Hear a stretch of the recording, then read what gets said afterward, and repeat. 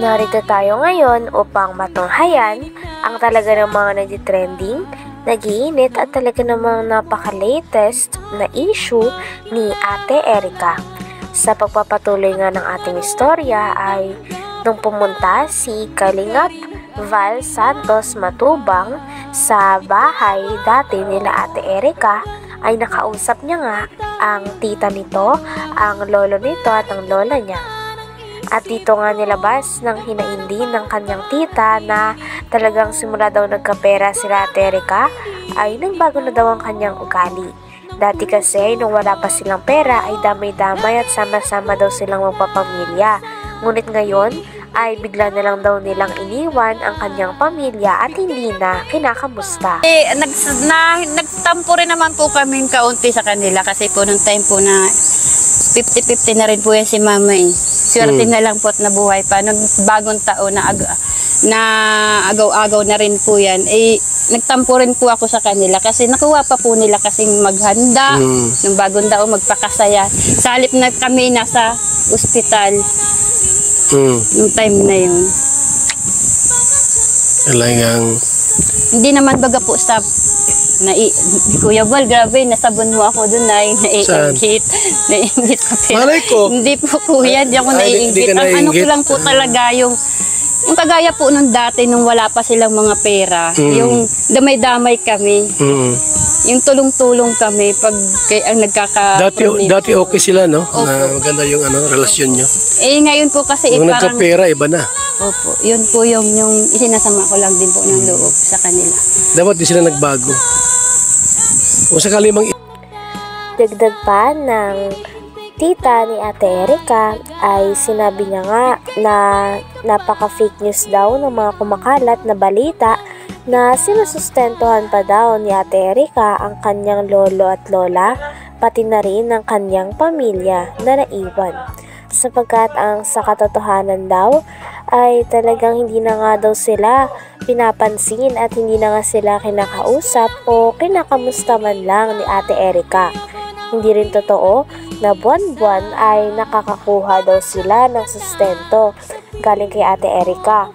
Kaya naman gusto rin daw nilang linawin sa mga tao ang bagay na ito sapagkat parang ginagamit na nga lang daw nila Ate Erica at ng kanyang ate na si Sheila May ang kanilang lolo at lola para magkaroon pa ng pera. Bas na mga ilaber na kami daw po ay natatakot na iniwan kami nila Erica dahil nawalan daw po kami ng sustento. Pinapaliwanag ko po sa inyo ilaber, hindi singkunduling, hindi yan si Erica sa aming nagpalamon. Wala kaming natatanggap yan na sustento, sinasabi ninyo. sa akin lang, halimbawa talagang desididong umalis sa Kalinga, sana isinama kayo sa pag-alis para matulungan kayo. Hindi ko na sabi nga daw, bon-bon binibigyan. Yan nga po yung masakit. Pula pala. Yan po yung gusto nilang palabasin na umano po yung lolo na naman nila. Gagawin na naman po nilang patanginan yung lolo nila para sumikat na naman sila. Para maniwala. Para maniwala na naman po ang tao. Nung umpisa po, nagamit yung lolo. Kaya sabi po namin, tama na papa, hayaan na natin sila. Manuloko pala yun, yung ginawa ang nila. gusto ko po talaga, siyempre po nakakahiya, lalabas ka ng bahay, parang hindi ka na proud sa sarili mo, iisip mo na po sa mga tao nakakakita sa iyo, gayang ka. Ano mismo mo kay Erica? Ayan, naka-vlog tayo.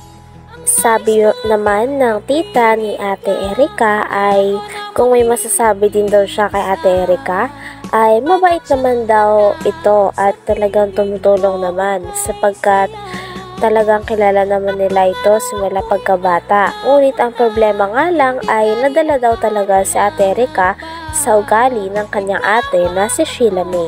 Kaya naman ngayon ay talagang hindi na rin niya ito makita at hindi na rin sila nito kinakamusta simula nung iniwan nila ang kanyang pamilya at bumukod sila kasama ang kanyang ate. Sabi naman ni Kuya Val Santos Matubang ay may balak daw siya na papuntahin si Erica at si Sheila May at pagharap-harapin kasama ang lolo at lola pati na rin ang tita nito na marami. Umano po yung lolo na naman nila. Gagawin na naman po nilang patanginan yung lolo nila para sumikat na naman sila. Para maniwala na naman po ang tao.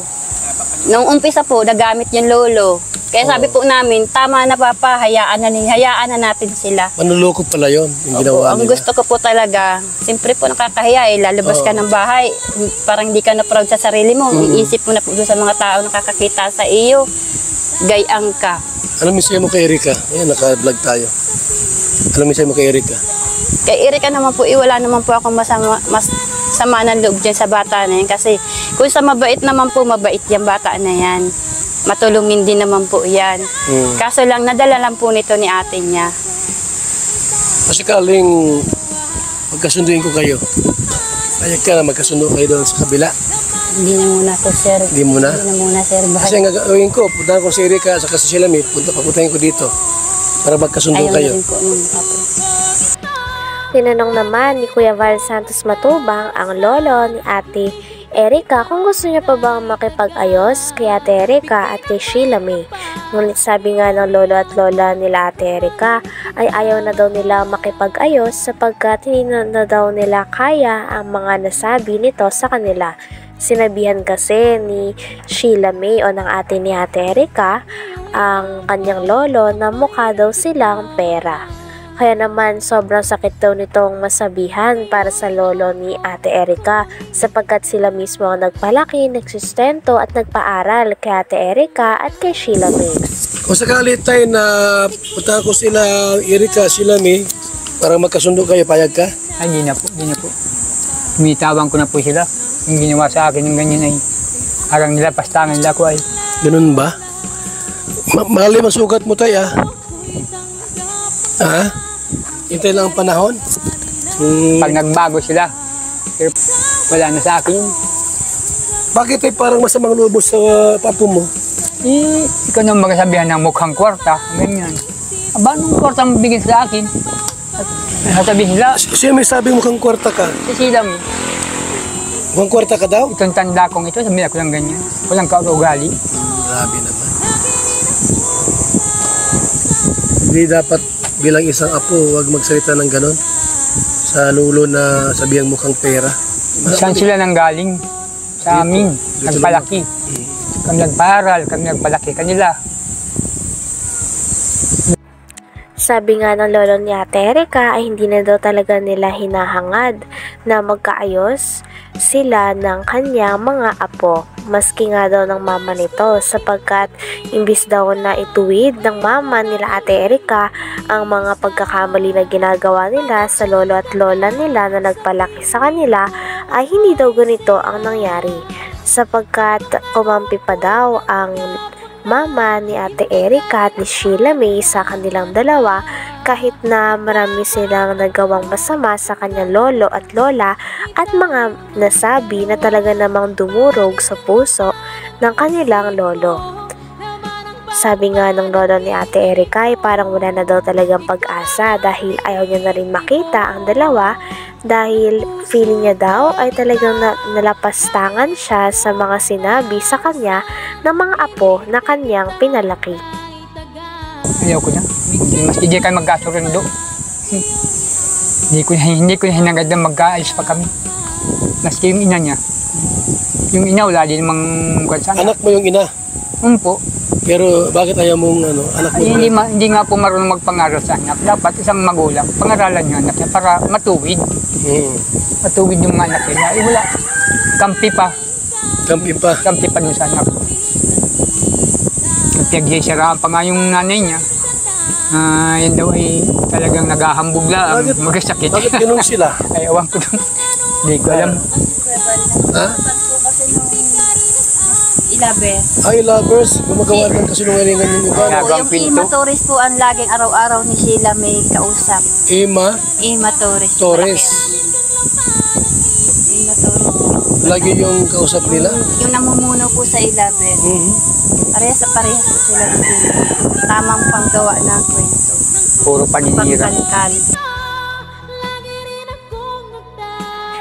hanggang dito na lamang muna ang ating napaka-latest at napakainit na issue ni Ate Erica.